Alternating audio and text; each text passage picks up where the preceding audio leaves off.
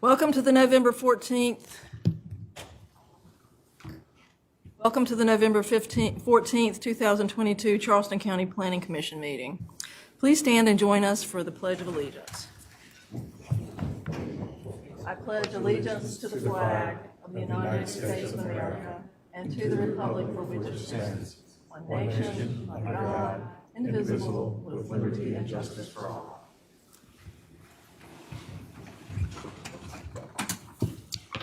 Today's meeting was noticed in compliance with the South Carolina Freedom of Information Act.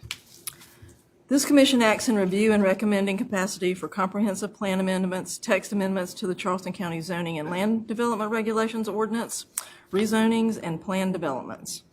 The commission has decision-making authority on road name change requests, public project reviews, appeals of administrative decisions on final plats and subdivision matters, as well as other matters pursuant to Chapter 29, Title 6, Section 6-29-340 of the Code of Laws of South Carolina as amended. If you wish to speak at today's meeting, please fill out a sign-in sheet by the door. I'm Cindy Floyd. I'm the chair of the Planning Commission. To my right is Luke Morris, Pete Pilatus, Marlene Davis, and Adam McConnell. To my left, David Kent. Is he here? Nope. Nope, David's not here. Warwick Jones and Logan Davis. Also to my right is Commission Attorney Mark Bell, and to my left, Joel Evans, the Director of Zoning and Planning. Joel, would you please introduce the staff? Yes, Andrea Melisick, the Deputy Director, is here. Emily Nguyen at the podium. She will be presenting the cases today. To my left, Marche Miller and Savannah Murray. And also we have Emily Piggott here as well. I would like to remind you that in order to get a good recording of the meeting for the minutes, please speak loudly and clearly into your microphones, and please do not talk over one another.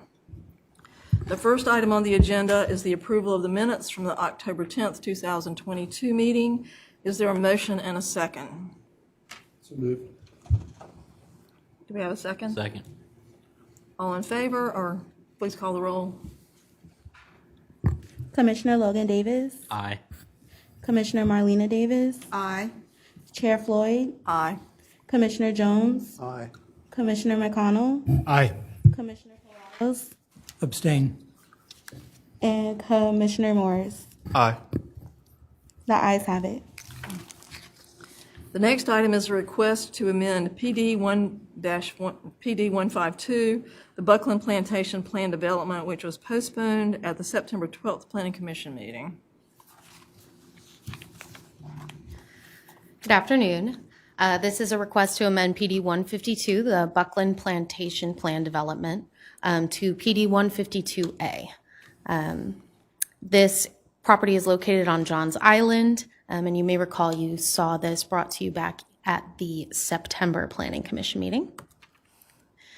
In 1994, the parent parcel was zoned rural agricultural. It maintained this zoning with the adoption of the ZLDR in 2001. Several zoning permits have been issued on the property since 1994, and the property lines have been reconfigured into the subject parcels that you see today. There have been multiple rezoning attempts made on the property, but all were either withdrawn or approved or disapproved until 2015, when a new applicant successfully rezoned both properties to the current PD 152, known as Buckland Plantation. As I mentioned, this request was originally heard at the September 12th Planning Commission meeting. After several residents expressed concern with certain elements of the request, the Planning Commission directed the applicant to work further with residents to account for those concerns.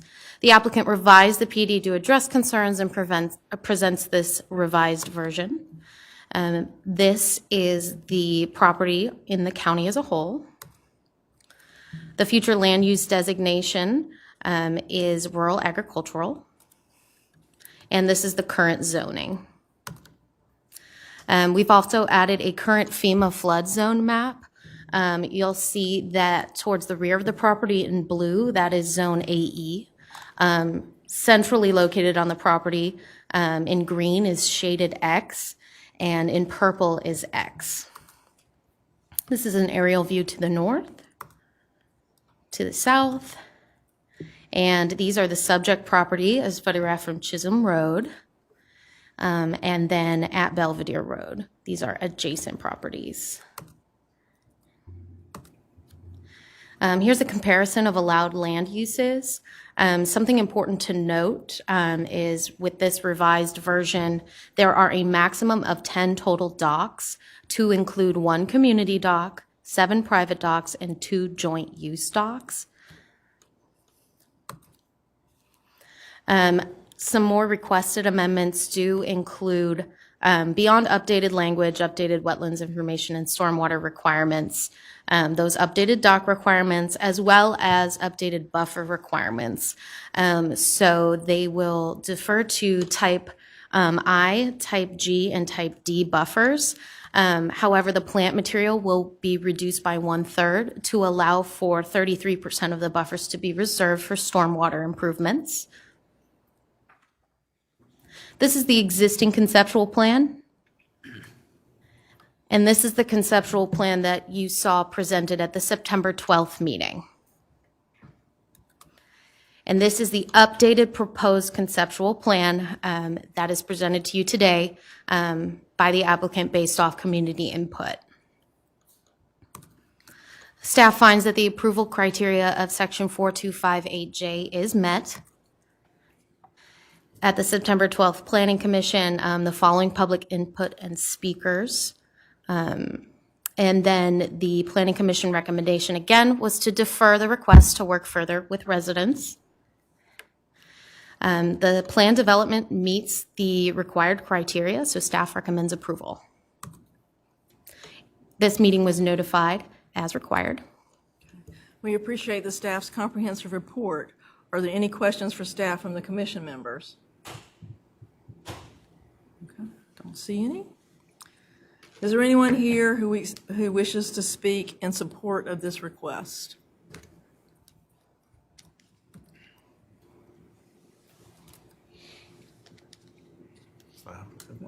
The developer's not here?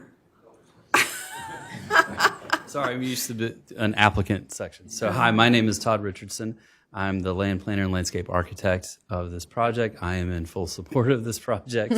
We really appreciate y'all's time to hear us.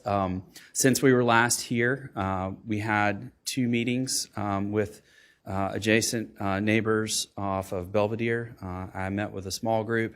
I think we had about 6 individuals there, and we went through all the concerns that were really reiterated from the meeting. So we had fire turnaround locations that we pulled back. Also, we increased a 75-foot vegetative buffer along the west. We enumerated the 3 types of buffers that we had, talking about specific number of plant materials per category within the document. We had conferred also with staff in our desire, as well as the folks on Belvedere, to make sure we're going to be catching a lot of water coming there. So we really wanted to make sure that we had the flexibility within our buffers to be buffers, but also to handle stormwater measures and devices means because we have to get the water through and disperse it properly within our parcel as we go to outfall. So that was really great. We were able to figure out a good solution there. We're going to be providing a supplemental buffer along Chisholm because we do have some tree stand. We also have some wetland areas, so we're going to be integrating in there. The docks, we were able to reduce the number of docks. We also put more specific language on those. Some concerns like no overnight boat parking at community docks, we were happy to put that in. So we really were able to get those integrated into the revision as well. Reviewed that plan with that group, and then Mr. Aaron Hyman is here too. I had a second meeting with him where actually he and I toured, there we go, hot mic, where we toured that adjacent section of the parcel. I was able to just kind of ballpark where the new revised buffer would be, along with where the reduced or the modified traffic turnaround for fire trucks was. And then we were also able to get a survey crew out there between then and now, so to actually stake that. And then one of my associates was able to review that. I was out of town last week, she was able to review that with Mr. Hyman as well. So we feel really good about this. Again, this is a currently approved PUD that we are modifying, reducing impact, taking the equestrian use out, along with some of the other intensive uses that were in there. We're able to meet a lot of the current standards that actually came into being after the current PUD was approved. So we're able to provide even more ammunition as far as stormwater goes, which is really great. So that's baked into the revision as well. So I'll be happy to answer any questions that y'all have. Any questions for this person? Okay, thank you. Is there anyone else? Is there anyone else who wishes to speak in favor? Is there anyone who wants to speak in opposition? Come on up and give us your name and address. I am Aaron Hyman. I live at 4045 Belvedere Road, and he did. Excuse me, we're going to limit this to 2 minutes per person. Okay, thank you. Talk quick. And I appreciate Todd doing everything he can, to help me out here, and they are working hard to appease us. I'm just going to speak from my heart. I am a fourth generation Charlestonian, been here for quite a while. When we bought the property, I guess y'all know it was zoned one house for every 8 acres. And then we went to battle for a long time, and then they zoned it one house on every 3 acres, which was hard pills to swallow. It took them a long time, as they spoke, to get this passed. And now they want to put one house on every single acre, which, like I say again, I appreciate Todd doing everything he can. But these now amount of homes, one house for every acre, are sort of almost in my front yard. And I realize he is putting up a 75-foot buffer, which I also appreciate. But we bought, a situation that's changing drastically due to what's happening to this whole Charleston area, as y'all see what's happening with the traffic and the houses coming up. And if you can compare just this little thing happening, and that was all, I guess I have nothing to stand on. But as we're all seeing, it's not just this little thing, it's happening around our ears all over the place. Thank you. Thank you.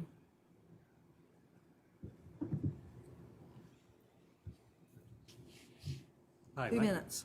my name is Steve Morgan. I live off of Chisholm Road, adjacent to this property, off of Greenball Creek and Greenball Marsh. So one of the things that I still have a concern of that I don't clearly understand in the proposal is the stormwater mitigation. So just to reflect back, in the last few weeks, we had roughly 7 inches of rain with Hurricane Ian in about 9 hours. And then just recently last week, we had another almost 3.5 inches over a little bit longer period of time. But, this area of the coast is, famous for these big dumps that happen all at once. So my concern is stormwater mitigation, catch basins to protect the wetlands, but also what's being dumped in the Greenball Creek, the quality of that creek in the water, and how's that being done. The last page of the proposal shows a really good layout of the house and the actual septic drain fields. Some of them are squeezed quite tightly up against the wetlands. But my question really is, when does that design happen? It talks about providing it, but it's not in the proposal that I can see. And so is that part of this approval process, or is it later as part of the permitting process? So it seems like it needs to be part of that package in terms of really understanding stormwater runoff and how it affects the surrounding area that goes outside the boundaries of the proposed site. Okay, thank you. Thank you. Can you speak to that, John? Yeah, I can speak a little bit towards that. This right now is a conceptual, what you see on your screen is a proposed conceptual plan. So the PD is written as zoning guidelines for these two properties. It will still need to go through the subdivision review process. At that point, Public Works will review stormwater, and DHEC has jurisdiction over septic permits. So that is up to DHEC's discretion. But as of right now, this is simply, the regulations and requirements being proposed for these two properties. Good afternoon. My name is Carol Hale, And my husband and I live on the, Grimble Gates on the Grimble Creek. And we were here at the last Planning Commission meeting to express our concerns about this development, and we're here again to do so as well. I'd like to discuss two main concerns that we still have. One is the continued concern over the number of docks that they're wanting to put on the Grimble Creek and as well as the Stono. As mentioned before, the Grimble Creek is very narrow, is very shallow. The silt, we have a lot of silt building up. And as you know, as that happens, the channel changes. And so more docks are going to change the channel. They're going to add more silt. And we're concerned, those of us that already live on here are concerned what the quality of our being able to boat or use the creek in the future is going to be at all. They mentioned about reducing one of the docks. Well, really, in essence, what they did, they took the 11th dock that wasn't approved in the original PD, and they made it into a joint dock. So it's still 11 boats. It's not 10 boats or less. We feel like there's opportunity in the Grimble Gates. We have numerous people who are on the water who don't have docks but have access to the water, and I think that could happen here as well. We were not afforded the opportunity to have a conversation because no one ever reached out to us to discuss. After the last meeting, y'all asked them to contact people who were concerned. We have given them our email multiple times as well as our phone number, and no one bothered to reach out to us to have any kind of discussion. So I'm bringing it back here again for your consideration. And I understand that OCRM primarily has the responsibility for deciding how many and where those docks will be, but I feel like with the Planning Commission, this is going to have permanent impact on the community, and I think it's important for y'all to understand where we're coming from as well. The second item is in section 3.02 of the document. It states that boat storage and access shall be in designated areas to be determined by the homeowners association. Okay. You need to be wrapping it up. We're limiting the. Leaving this as a to be determined is concerning, as we don't know where they're going to place it. They could place it on Chisholm. They could place it where people could see it, and we would like to see that designation of where a boat storage could be would be put into the document so that there's no question down the road that we all understand where that's going to be and whether it has the appropriate screening so it's not an eyesore. And that's the other thing we would like. Thank you for your time, and I appreciate it. Do we have a motion and a second for discussion from the commissioners? I move for approval. Okay, is there a second? Second. Any discussion? Any Yes. questions? Yes. Unfortunately, I'm computer literate and I can't turn the pages of this, but. Okay, but I'll ask the What do you question. want it on? I thought in the original PD they had a right to put in the number of docks. So really that makes your concern moot because we're bound by the decision for the previous PD. That's it. But what they did is they took the 11th dock and they made it a joint dock. So in essence, they have 11 docks on there, even though it's showing 10, because they made it a joint dock. I would like to clarify that in the existing PD, there is no cap on docks, and there's also no designation as to what types of docks there are. So this is an improvement as far as the docks go over the original PD? This is different. Okay. It is an amendment. Anybody else have any questions or comments? Okay, we have a motion and a second for approval. Would you call the roll, please? Commissioner Logan Davis, Aye. Commissioner Marlena Davis, Aye. Chair Floyd, Aye. Commissioner Jones, Aye. Commissioner McConnell, Aye. Commissioner Pilatos, Aye. Commissioner Morris. Aye. The ayes have it. Okay, thank you. All right. County Council will hear this request at an upcoming public hearing on December 6th, 2022 at 6:30 p.m. in council chambers, and also at their December 15th, 2022 Planning and Public Works Committee meeting at 5 p.m. The request must then undergo 3 readings for approval at council's discretion. The next item on the agenda is a request to rezone multiple parcels along Highway 78 and Von Osen Road from various zoning districts to PD 184, the Elms Glen Plan Development. Would you please give us the presentation? Yes, thank you.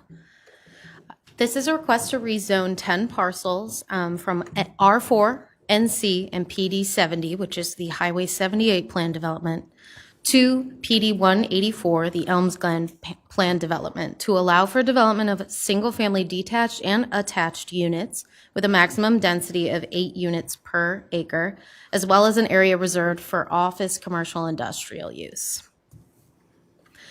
These parcels are located in the north area, and I apologize for not putting a breakdown of the acreages in this presentation. I do have them here, though, if you would like me to read those. The total project size, however, is 44.16 acres. In 1994, TMS numbers 388-00-00140, 139, 177, 179, 116, 118, and 119 were zoned AR, which was then changed to RSL, which is low-density suburban, with the adoption of the ZLDR in 2001. And in 1994, TMS numbers ending in 163, 443, and 223 existed as a single parent tract and were zoned AG, which was agricultural. In 1999, the parent tract was successfully rezoned to PD 70, which is the Highway 78 Business Park, with a plan to develop a commercial / industrial park, and to include warehouse, distribution, and, quote, compatible trade services of a non-nuisance nature. The tract was subdivided into the currently existing 3 parcels in August of 2011. While multiple zoning permits have been issued on each property and multiple site plan and rezoning pre-application meetings have been held, prior to this request, the only formal rezoning request for any of these properties has been the rezoning of the parcels as a part of PD 70. Back in 2009, the TMS ending in 223 received a permit for office use, and that approval lapsed. Since then, however, the property has been sold and redeveloped as an equipment share business without permits. They have been working to remedy the violation by going through site plan review since 2001. The applicant did hold a workshop at the May 2021 Planning Commission meeting to present the proposed PD. These are the properties within the county as a whole. Future land use, you'll see it's slightly mixed, with a majority of the parcels that have frontage along Highway 78 with a commercial future land use designation, and then the property ending in 140 with an urban suburban mixed use future land use designation. This is the current zoning. You'll see again a mix of zonings. The blue is the PD 70 parcels. Anything in yellow is currently zoned R4. And then that red hatching you'll see is the neighborhood commercial parcel. The current FEMA flood data designates these properties within flood zone X. Here's an aerial view of the properties to the south and to the north. These are photos of the site. This particular photo in the upper left-hand corner is from Von Ossen Road. Ocean, understood. And then this is the parcel across in your lower right-hand corner. These are photos of the equipment share property and the parcel across the street from the equipment share property. And here's the proposed conceptual plan. A comparison of allowed land uses. I did include R4, neighborhood commercial, and PD 70 land uses. Proposed PD 184 really only includes single-family attached and designated areas, single-family detached and designated areas, and office and commercial industrial uses as outlined in PD 70, only on the parcel ending in 223. An overview of the proposed PD guidelines. It includes 8 dwelling units per acre. For single-family detached, that is a maximum of 175 dwelling units per acre. And for attached housing, it's a maximum of 134 dwelling units per acre. Again, those will be in designated areas. And then I did include a chart to show you a comparison of the current and proposed density, intensity, and dimensional standards. Proposed guidelines also include, but are not limited to, the conceptual plan to include all the parcels, the open space calculations, which provide for a minimum of 15.05 acres of open space. There will be allowed uses within open space to include recreational uses, playgrounds, bike trails, etc. They are including landscape buffers, a 20-foot type C buffer along Highway 78 and Von Ocean, a 40-foot type F buffer between residential and commercial and industrial uses, and a 10-foot type A buffer for commercial and industrial uses against internal rights-of-way. A traffic study was conducted and did recommend off-site improvements to both Highway 78 and Von Ocean, which is included in the packet. The development will provide access from both Highway 78 and Von Ocean Road with a proposed connection to the adjacent development, which is currently going through subdivision review at this time. Streets are proposed to be dedicated public rights-of-way pursuant to any Charleston County standards that are in effect at the time of offering.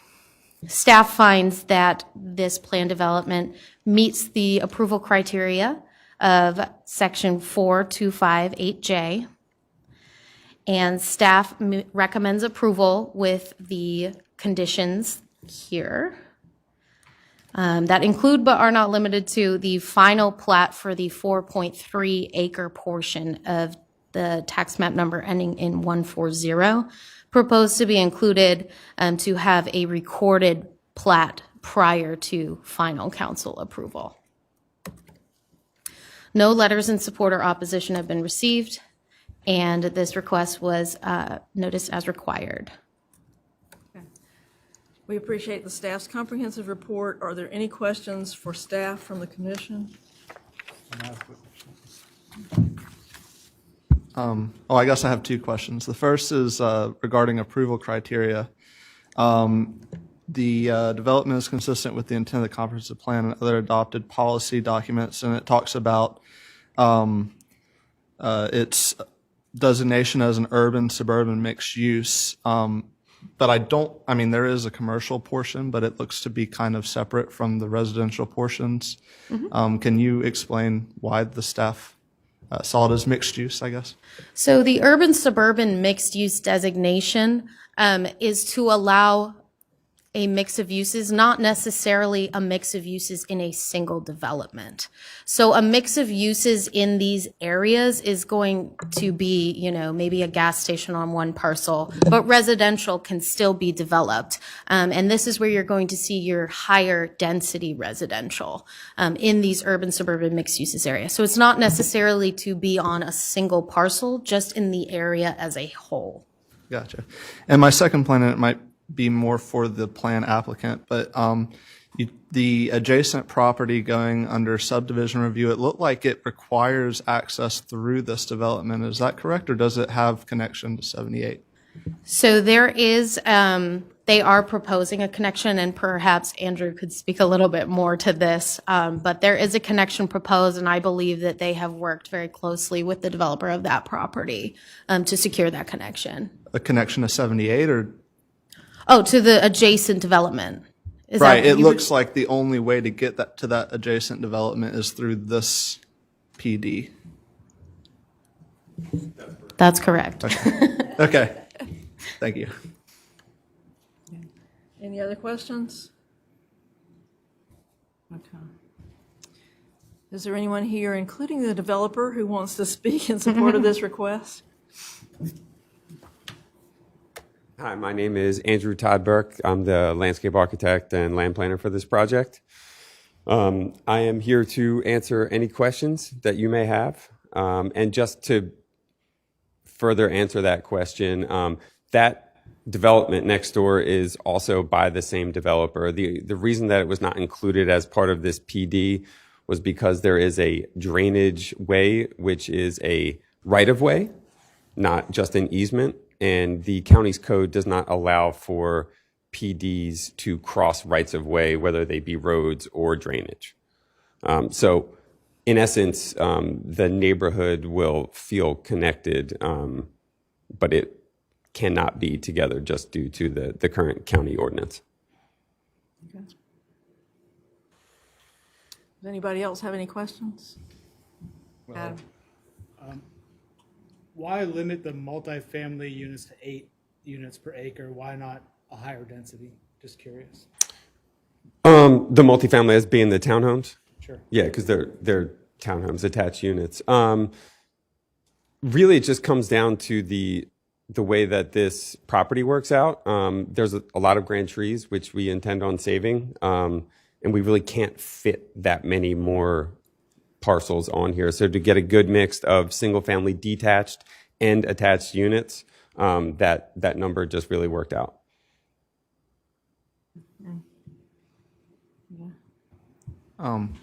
I guess, and I understand that it is close to I-26, and the bus rapid transit is a possibility. What concerns me is there's only 2 entrances into this area, and it's a decent amount of density in this area as well. I know that it's high ground, that's great, and it's near I-26, that's great, and Carter may have a great connection to it eventually. But there is a distinction, like we have affordability issues because we don't have enough housing, but people don't like additional housing because you can have density in bad areas too. That right now this is an extremely car dependent area, and then you only have 2 entries and exits. And then as far as the road improvement requests, is that going, like, would that be addressed in the development of this, or is that kind of like, well, they're not bad enough to need them? Sure, I can speak to that. There's several things. Number one, that this section of Highway 78 is slated for county widening improvements, and we've been in close conversation with DOT on that. The improvements that are slated to go in are actually happening prior to the PD happening. They're happening as part of the adjacent development, if that is approved, as it's getting close to that point. And it's a left-hand turn lane, which actually extends from the entrance you see there all the way to the light at Von Osen. So it's a little bit extended than your typical left lane would be. So there's already a left-hand turn lane at the light. We're extending it all the way up to this intersection, as well as a right-hand turn lane into that as well. So we do understand that there are some traffic concerns, but we do feel that with the impending Highway 78 widening, which we are working with DOT and accounting for that space as part of this development, as well as our full improvements, we do feel that we are addressing them as best as we can on this parcel, or these parcels. Did you have anything else, Adam? Yeah. One more question regarding the wetland fill. It looks like you almost have 2 acres of fill on this. And then you're going to establish a stormwater pond adjacent to where those wetlands would have been. How was the decision made to not work around those wetlands? Like, what was the deciding factor on driving that aspect of this design? I'm just curious what your thoughts were there. So the wetlands on this parcel have been a bit of a moving target for us, with the definition of a wetlands changing on us, and in mid develop or mid coming up with these plans. So currently we have some minimal impacts, as you can see, crossing the road on the channel, just to be able to create the road that goes in between them. And we've been working with the Corps of Engineers. We have that permit in hand, as well as Charleston County Public Works. And then the wetlands on the other parcels, we still have to make sure that they actually are wetlands. This is kind of being conservative in our approach, in that between the old regime and the new regime now in place, as far as the federal government goes, and what the definitions are and whether or not they're connected and truly waters of the state, we're not exactly sure on that. We're working with the Corps currently on that. So we're prepared if we need to permit those.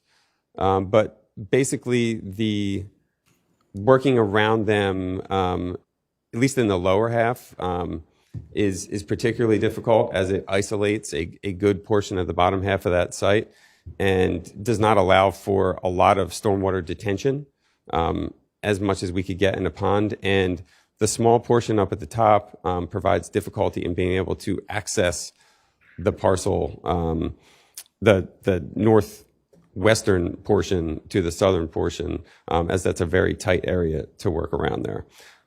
So that's a long way to answer that.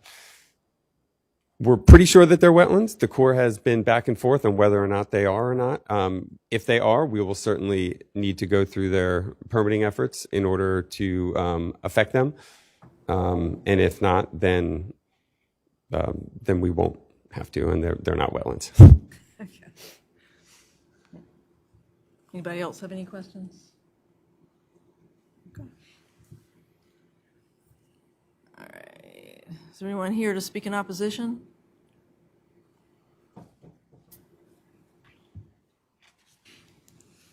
I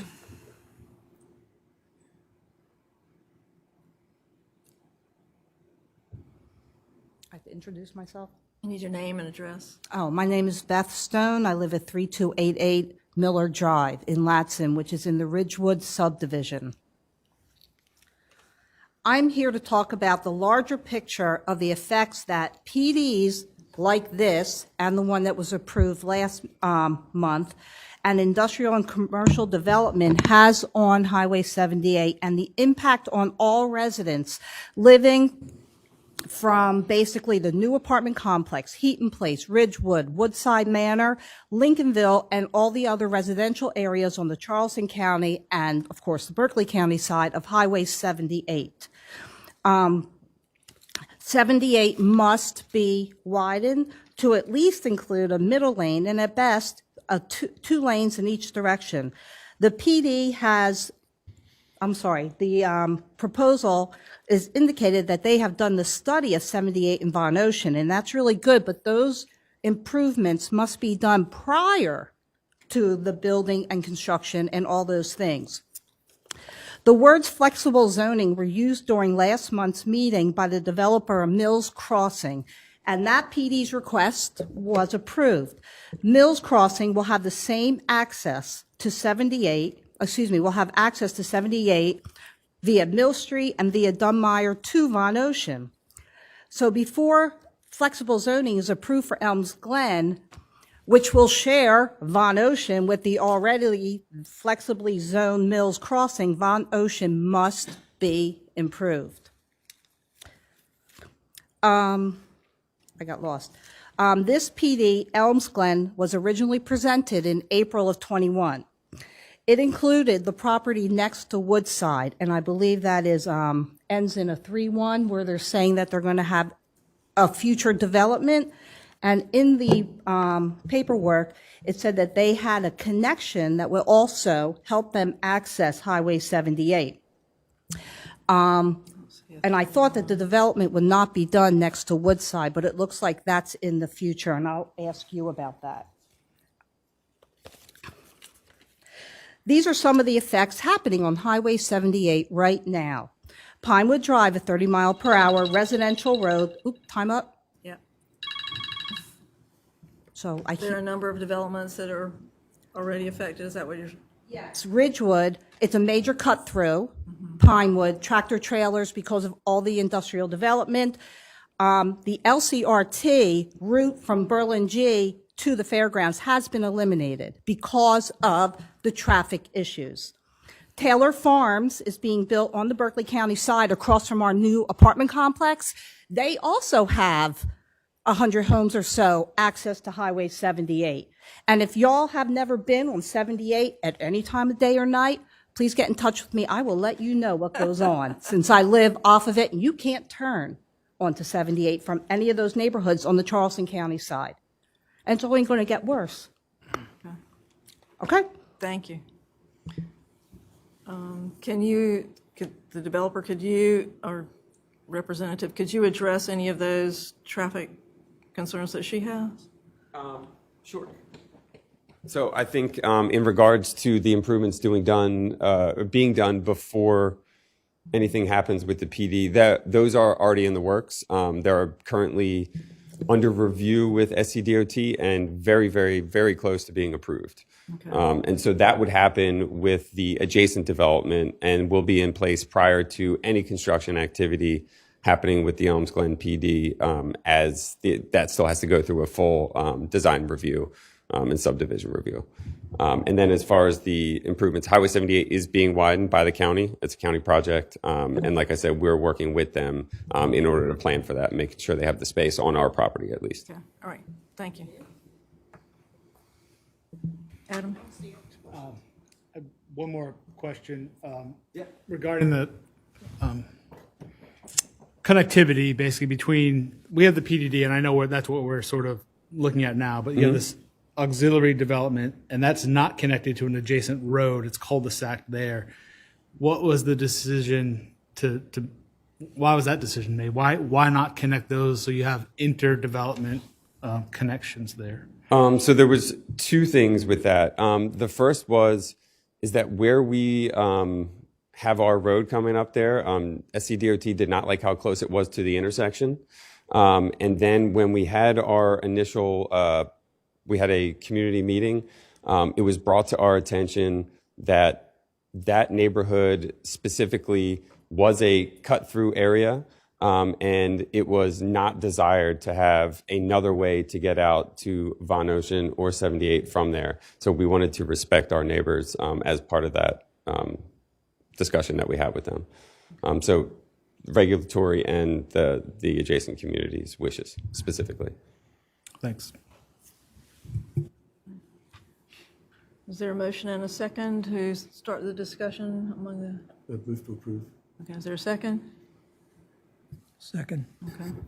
Any discussion, comments? This is no doubt rather complex when you look at the history and confusing. I have some reservations about it, which I've expressed to the staff. In actual fact, when you do the calculation, when you get the actual acreage, the density of dwelling units is double from the underlying zoning, which rather concerned me. But talking to staff, apparently if you, when you're doing a planned development, and or if you're 4 acres, 4 units to the acre, you can increase to double that if you do a PD, or it's in a PD, and you're extenuating circumstances by close to a highway. As I also pointed out, this development of the dwelling units is probably desirable in preference to commercial industrial.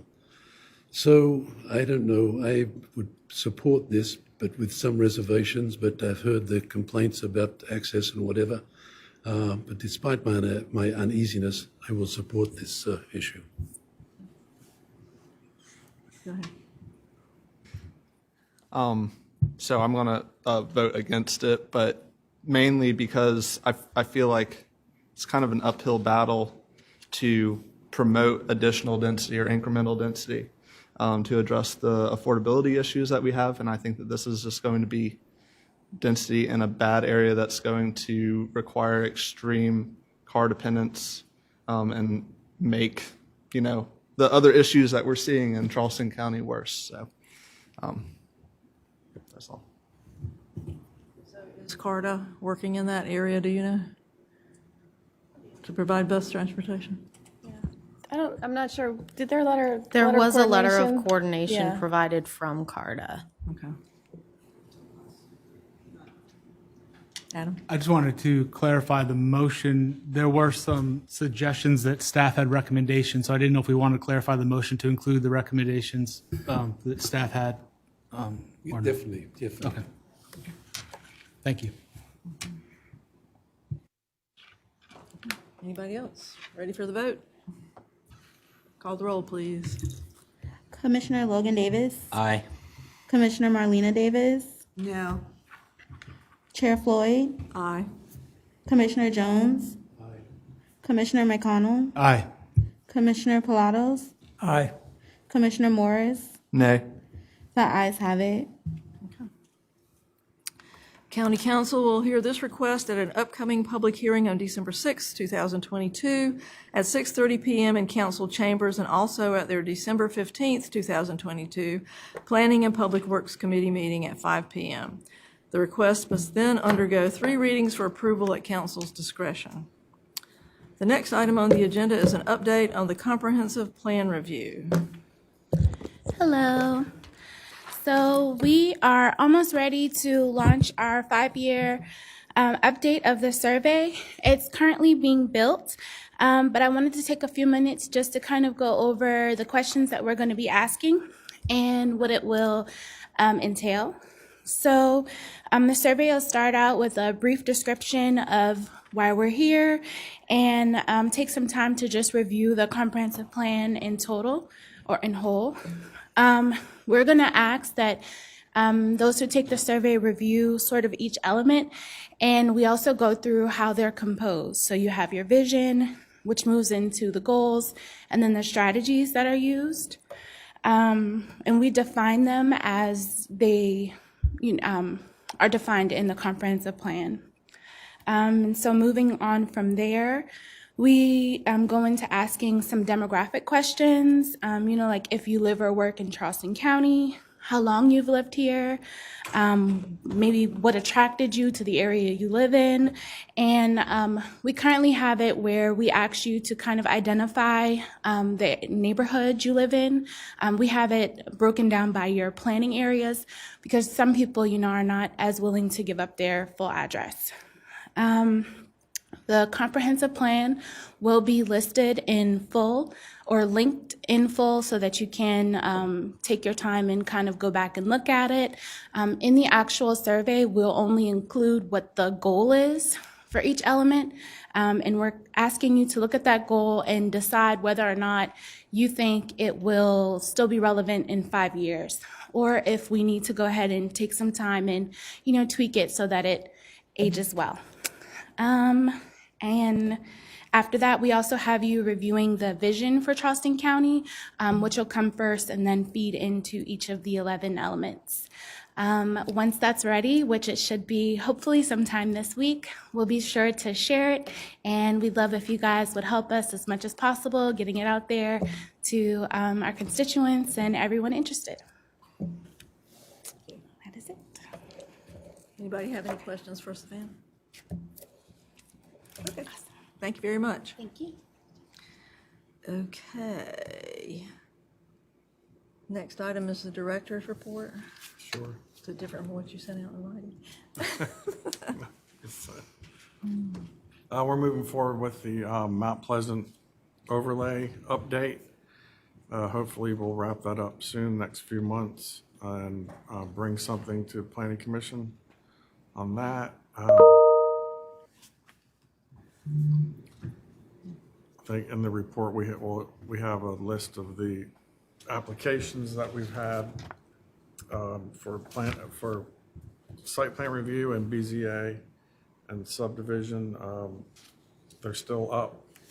Our numbers are still up. We did have a little bit of a break at BZA. I think we had 5 cases this past month, but Jenny's been used to doing 8 or 9. So it might be slowing down a little bit. We will see. But so far, no appreciable slowdowns. Our zoning permits are more than they were last year at this time. So we'll see what happens. Yeah. Coming up, yes. Wow. Yeah. Oh, and Meeting dates? yeah, meeting dates, yeah. So in your packet are the meeting dates for next year. And we would like to get just a quick approval and vote on those dates so that we can do our calendars. Okay. Is there a motion and a second? Move to approve. And a second? Anybody? Second. Okay. All right. Is there any discussion about the meeting dates? Question, are they all the same second Monday, or is there any difference in our calendar? Yes, there is a difference in July. It's not the second Monday. Is that 4th of July? I think I'm right on that. No. They all second Monday? All ours are the second Monday. There'll be 3 months when BZA has to come after Yes. Planning Commission, and they'll start at 5 because of the holidays in January, July, and September, just like they have in multiple years. Yeah, they're usually the first Monday, but they'll be moved to the second Monday. Okay. Anybody else? Okay. And Yep. December's meeting, we don't have any cases to bring, so we wanted to let you know that we may not be meeting. Where do we pick up our Christmas presents? When will we know? Well, we can make a decision now. Okay. If there are no cases, everybody okay with not meeting in December? Do we need a motion? Yeah, I don't think you have to. Okay. There's no cases, so. Okay. We hadn't voted on the previous motion yet. I don't Okay. believe, right? Well, we could Trying to combine wrap them it if we were. Got it.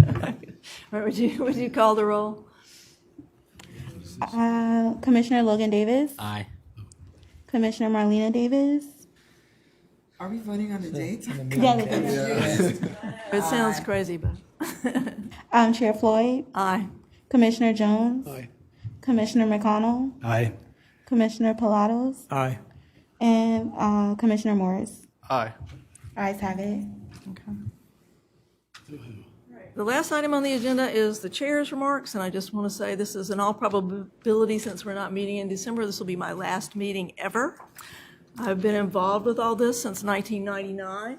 Joel and I are the only two people around that have been here from the beginning, so it's been really gratifying to see the comprehensive plan put in place when I was on county council, and I've been on the planning commission most of the years since then. There have been a couple where I didn't, and I've just been really pleased. I knew we had it made when we went to the first 10-year update, after everybody calling us communists and all kind of big bad things because we wanted to pass it to begin with. And then at 10 years, they came in and said, please don't change anything. So then I knew we got it. And so far, I think it's done really good things for the county. So there you go. I wasn't expecting that. All We're right. going to invite you back to present you in January. Is that okay? Okay, Is that that's invite fine. you? Okay, if there's no further business, Charleston County Planning Commission stands adjourned. Hold its next regularly scheduled meeting on Monday, January 9th. If item 14 above is not approved, December 6th. Okay. Gosh, where did all the public go? Where did all the public go?